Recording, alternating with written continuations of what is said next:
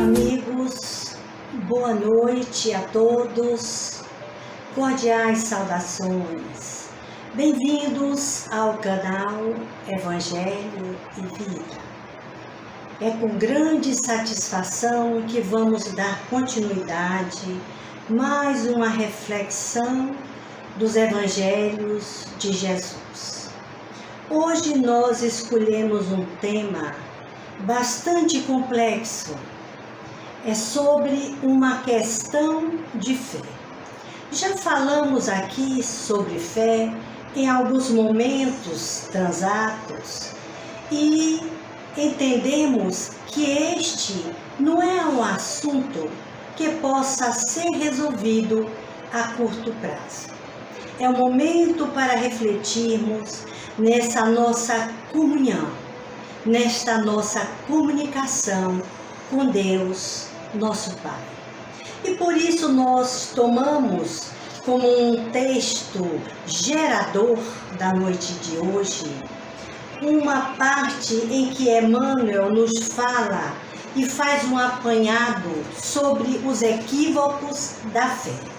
Vamos ver do que trata quando ele fala no item viver pela fé, naquelas reflexões de caminho, verdade e vida. Achamos muito pertinente ao nosso instante passageiro, para não deixar para trás o que nós precisamos refletir, repensar e reconstruir em nossos momentos diários. Então diz-nos lá, mas o justo viverá pela fé. Observe que Emmanuel está pegando um texto do Antigo Testamento. E o que aconteceu? Criou-se ao longo dos séculos, o povo hebreu e os judeus sempre foram protegidos, sempre foram atendidos pela justiça divina, pela paternidade superior, que enviou seus profetas, que enviou os seus emissários. Mas o que aconteceu? Eles se distanciaram dessa comunhão com Deus. E aí, em diversos momentos, na sua trajetória, digamos assim, em sua vida, eles, o povo hebreu, assim como nós, esquecemos desses vínculos sagrados com o Pai e desses propósitos superiores. E aí caímos no equívoco de rotular a fé como uma crença. Só que fé não é crença. Fé é justamente essa nossa ligação, essa nossa fidelidade a Deus. Ou seja, a nossa origem divina, como já colocamos aqui. Então vamos ver o que significa a palavra fé. Vem do hebraico, vem do grego, como também do latim. A palavra significa fé, fidelidade. Então Emmanuel nos chama a atenção sobre as questões exteriores, sobre aqueles que louvam a Deus através de altares. Isso não significa que nós sejamos contra, nem que estamos dizendo que não vale a pena você ir para as suas igrejas e para os seus templos. Mas é para que a gente aprenda a não confundir a essência com as aparências. As aparências sempre enganam. Então, a aparência é aparência. Então, precisamos agora nos voltar para esse nosso altar interior, que é Deus em nós. E vemos como é que anda essa nossa comunicação. Então, veja bem, diz lá Emmanuel, nem sempre vemos o bom ritualista aliado ao bom homem. Quase sempre nós encontramos o religioso improvável, mas nem sempre é um homem de bem. O justo será sempre fiel, na verdadeira fidelidade ao Pai que está nos céus. Então, o que é que a gente observa? Nem sempre aquele que cumpre com os atos exteriores, ele está realmente sendo um bom cidadão, ele está sendo um bom cristão ou considerado como homem de bem. E aqui, justo significa, no Antigo Testamento, aquele homem que segue as leis divinas, que cumpre com a lei de amor. Então, aquele que opera com justiça, com bondade, com lealdade e com verdade. Este pode ser considerado o justo. Vimos também, meus amigos, nós trouxemos aqui para a nossa reflexão, que a fé é a mãe de todas as virtudes. Nós vamos ver mais adiante por que a fé é a mãe. Por que ela chama as outras virtudes que irão formar essa trilogia bendita, essa trilogia de amor. Então, fé, esperança e caridade. Então, veja bem, aquele que tem fé e entrega-se e coloca-se inteiramente à disposição de Deus, à disposição do Pai, este, podemos dizer, é um homem de fé, é uma pessoa de fé e não de crença. Então, observe que Jesus nos ensinou a entregarmos a nossa vida ao doador da vida. Entregue a sua vida a Deus. É tanto que na oração do Pai Nosso, Ele nos ensina assim: Pai, seja feita a Tua vontade, na terra como nos céus. Então, acredito que por aí a gente já passa a perceber que o ensinamento de Jesus é decisivo. Jesus é radical, é firme e categórico quando Ele nos diz: entrega a tua vida ao Senhor. Mas será que nós entregamos a Deus ou nós estamos querendo controlar a vontade de Deus? Aí é que fica, é onde mora a dificuldade.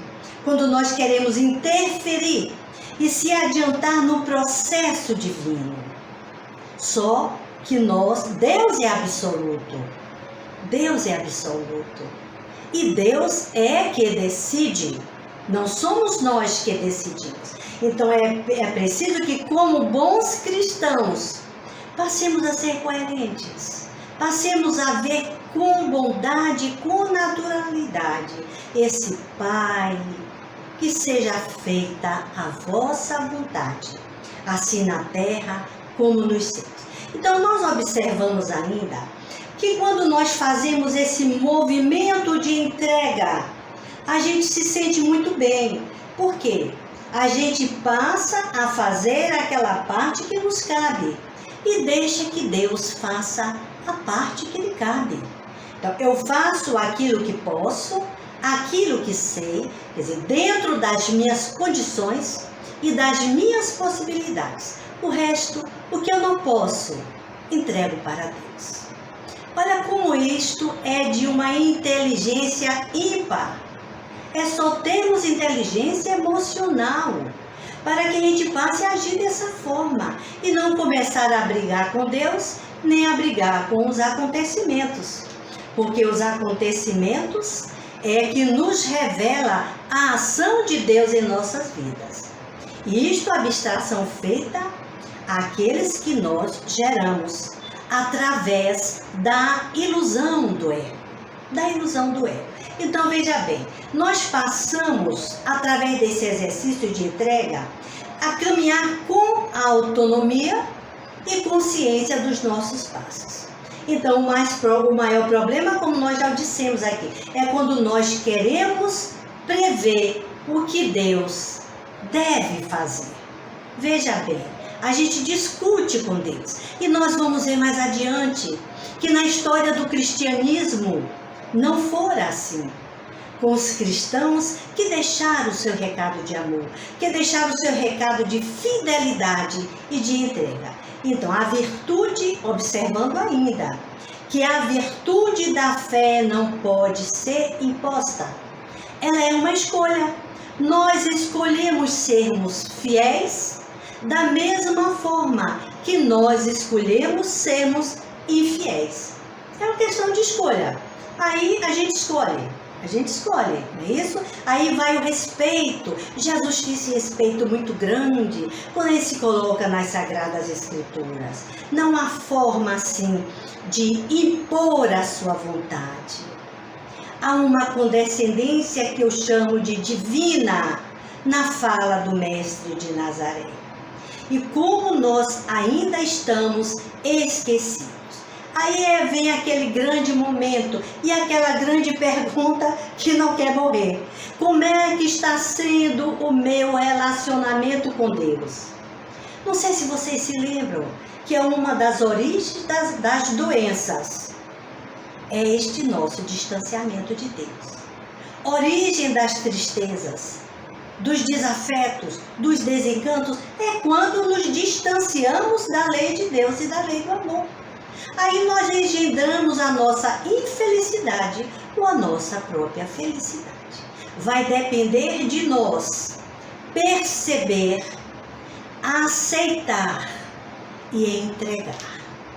Compreendendo sobretudo que nós temos o livre-arbítrio das nossas escolhas pessoais. Aqui ninguém está dizendo faça isso ou faça aquilo, é melhor fulano que crê assim ou aquele que crê desta forma. Não é por aí.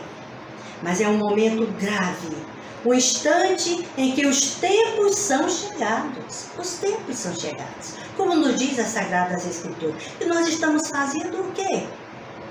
Nós estamos brigando com Deus, brigando com o mundo, criando guerras, homicídios, assassinatos. Que absurdo ainda, nós que nos dizemos filhos de Deus. E toda essa graça vem pela fé, fidelidade. Então, visto ser, aí é que está uma grande questão que a gente vai parar um pouquinho. Visto que ser fiel pressupõe um relacionamento, nós precisamos estabelecer e trabalhar em nosso relacionamento, na nossa intimidade com Deus. Só que nós temos que considerar, se ainda não sabemos, colocar lá na nossa cabecinha, que com Deus não há segredos.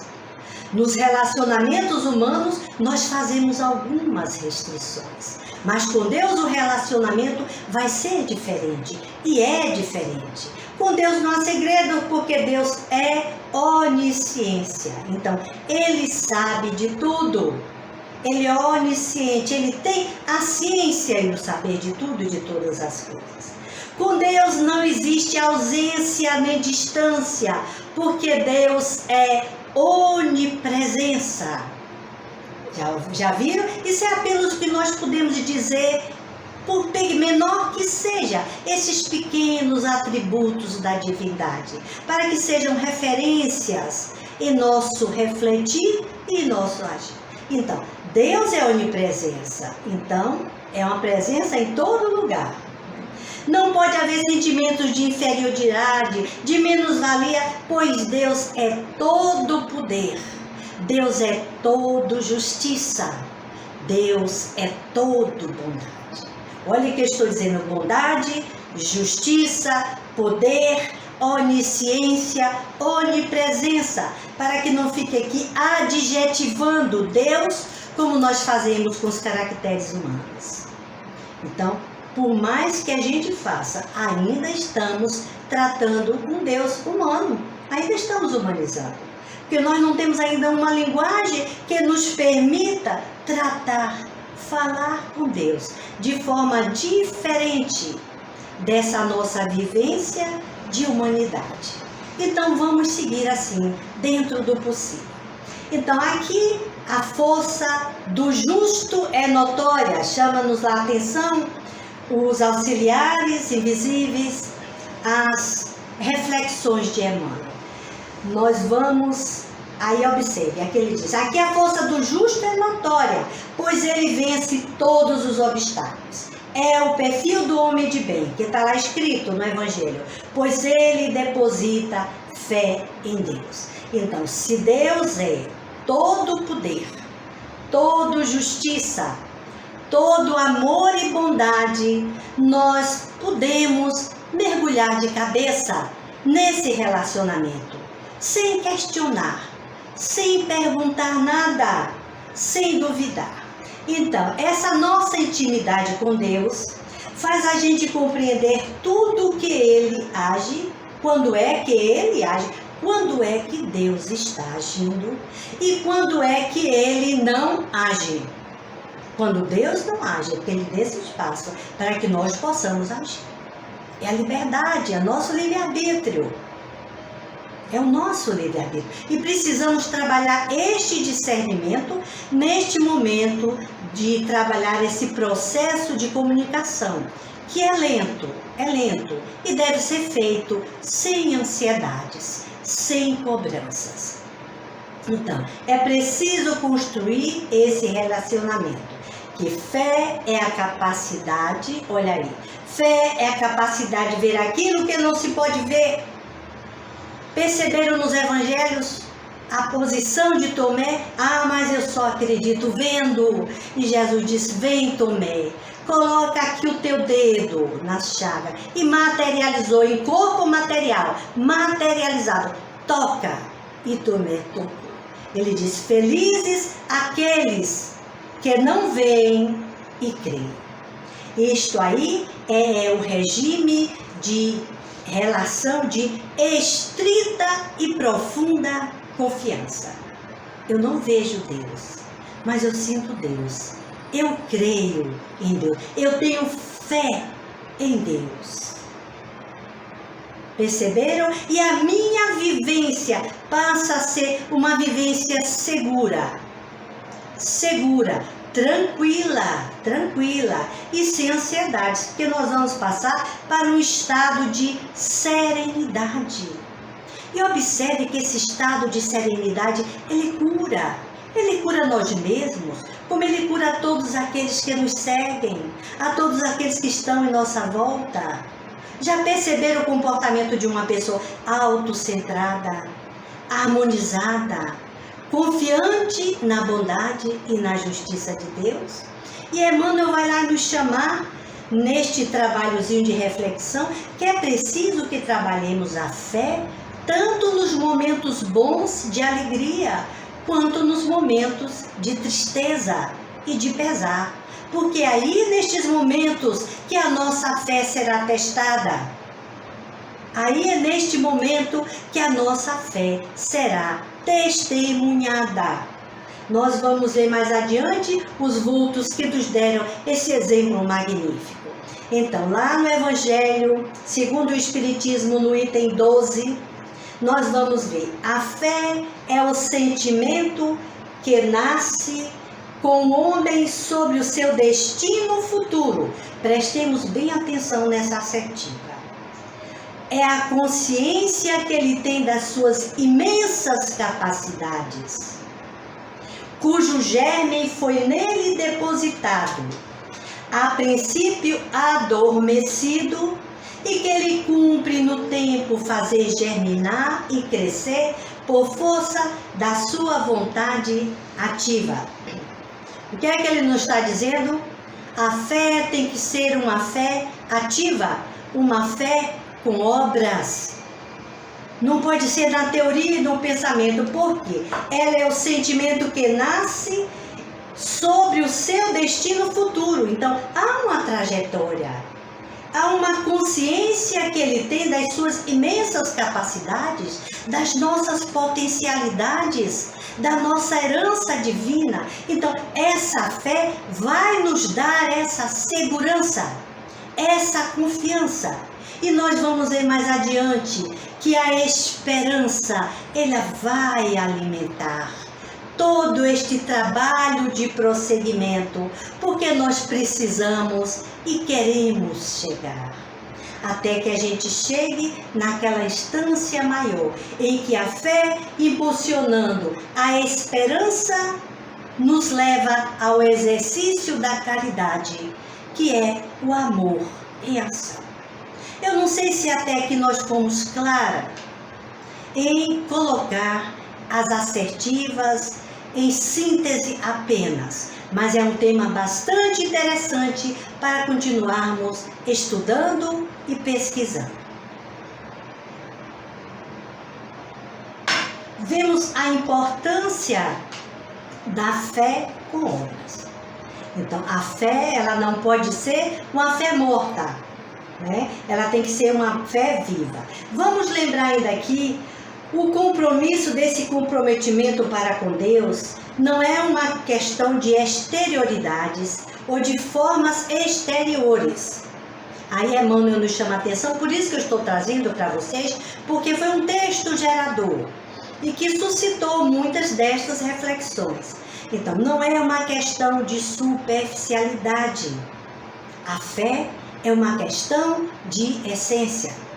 Jesus já tratava muito dessas questões com seus apóstolos, com aqueles que ele seguiram. Então, nós vamos ver então que toda relação com Deus, como toda relação de nós humanos, ela é uma relação que parte de um processo de construção. Só que com Deus o nosso relacionamento passa a ser tão grande que vai chegar um momento em nossas vidas que nós não vamos precisar conversar. E aí o silêncio vai ganhando presença. Observem aqueles casais mais antigos, aqueles relacionamentos demorados, como são em sintonia. É tanto que chega 30, 20, 40, 50, 60 anos e o casal, já sabe o que o outro quer, já sabe o que o outro sente e percebe com os sentidos da alma. Já não há necessidade nesses relacionamentos de palavras. Daí o trabalho de Jesus em nos educarmos para que na meditação, na conversação com Deus, não precisamos de palavras, não precisamos pedir. E como diz Madre Teresa de Calcutá, Deus fala para ela, com ela, e não diz nada. Ela fala com Deus e também não diz nada. Deus ouve e ela ouve. No silêncio da sua morada espiritual. Lá no altar da caridade que está dentro de cada um de nós. Reverenciando, amando e louvando a presença divina. Então, meus amigos, nós não precisamos pedir nada. Falamos já na fé, que é a mãe da esperança e da caridade, e da importância desse triângulo de forças divinas que se retroalimentam. Então, a fidelidade dá origem à confiança, a esperança é o combustível desse motor chamado vontade, porque se eu não tiver esperança, se eu não tiver confiança, eu não vou exercitar a vontade, não vou impulsionar esse motor da vontade. E, por fim, a caridade como sendo a ação do amor. É tanto que se tivermos alguma coisa para pedir, observe, façamos como os personagens da história do cristianismo é divino. Bartimeu, apenas quando Jesus que ele pediu misericórdia, Jesus disse: que queres que eu te faça? Que realize em ti? Olha, ele pediu com coerência: Senhor, que eu veja a vida, que eu veja a estrada e os horizontes a caminhar, que eu veja e sinta a esperança de prosseguir, vendo, enxergando com os olhos da alma, não mais com os olhos físicos. Então, quando nós vamos ver também, é que Bartimeu vê além das aparências, que é o que nós devemos também exercitar. Além das aparências, o caminho a percorrer. Que a nossa fé também, meus amigos, possa transportar as montanhas das dificuldades criadas pela ilusão do nosso ego. E a nossa fé também, de um tamanho de grão de mostarda, pequenina, mas quando plantada e devidamente cultivada no território da nossa alma, ela crescerá e dará frutos em abundância. Observemos mais que a fé que nós precisamos pode ser respaldada num comportamento comovedor, que é o comportamento de Berenice. Quando Berenice estrategicamente venceu distâncias. E é o que nós precisamos fazer. Criar estratégias para vencer essa nossa distância entre nós e Deus. Através da observância da lei de amor. E foi assim que Berenice nos deu esse exemplo de fé operante. Mas nós precisamos também, ainda nos aproximando desse foco de luz divina, que nos cura, que nos salva do abismo e da escuridão da dor, da doença e de toda a ilusão do ego. Colocando ainda que essa é a fé com que os mártires se entregam em total regime de confiança, tão natural às almas fiéis ao divino amor. Fé que orienta Madalena. Fé que sugestiona e intui Madalena na observância do horário da espera. E ela vai ter com Jesus e se torna a mensageira da ressurreição. E se torna a mensageira da esperança. Ela que soube ser fiel até o fim. Mas nós podemos, meus amigos, observar a grandiosidade da fé que regime os perseguidores. A fé que transforma os assassinos em série, como Paulo de Tarso.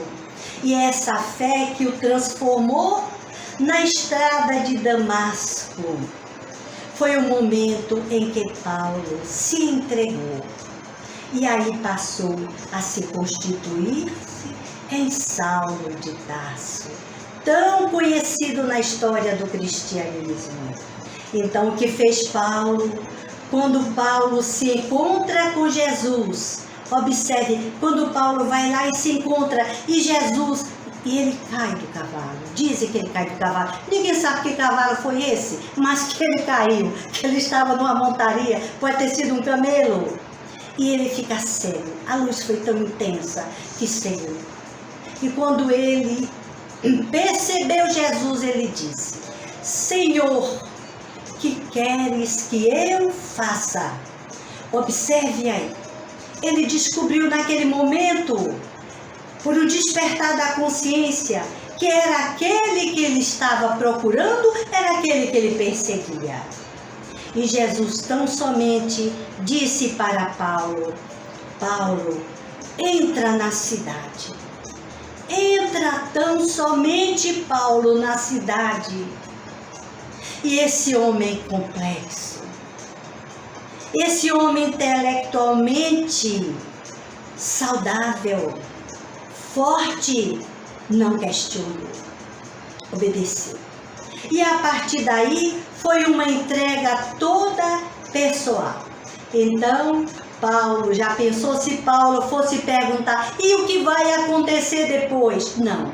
Era a ordem do divino e Jesus estava ali como a representação do modelo e a imagem do homem da perfeição para que todos nós o seguíssemos e cumpríssemos essa lei.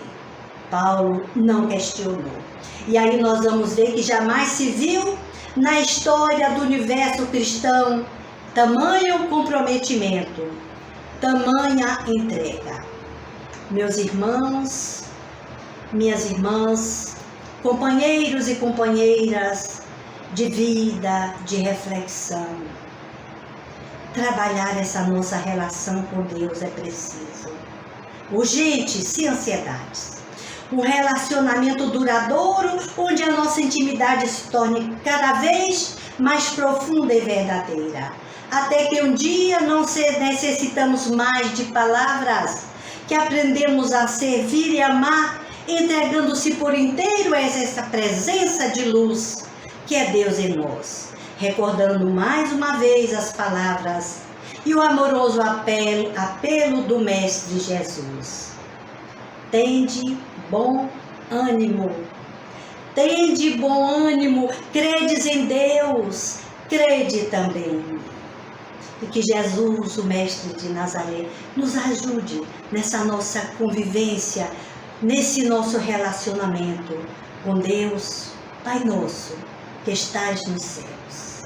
Deus, Pai de todas as criaturas. Vamos agradecer a Jesus por todos os ensinamentos recebidos nessa nossa caminhada de fé e de evolução. Eu vou deixá-los em alguns instantes no momento de reflexão com o Memei. É preciso confiar. E Memei vai nos trazer uma mensagem linda. Confia, confia sempre. Confia, meus irmãos. Que assim seja.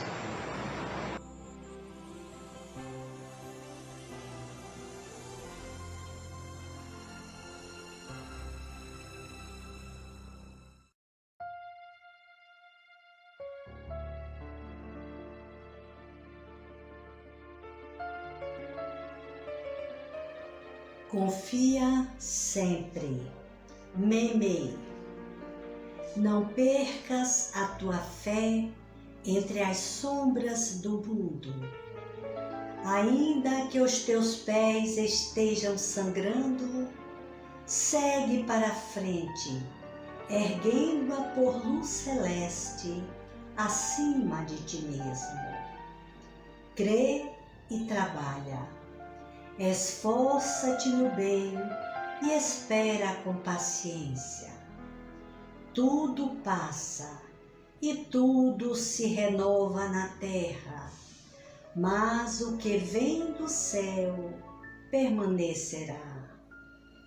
De todos os infelizes, os mais desditosos são os que perderam a confiança em Deus e em si mesmos, porque o maior infortúnio é sofrer a privação da fé e prosseguir vivendo.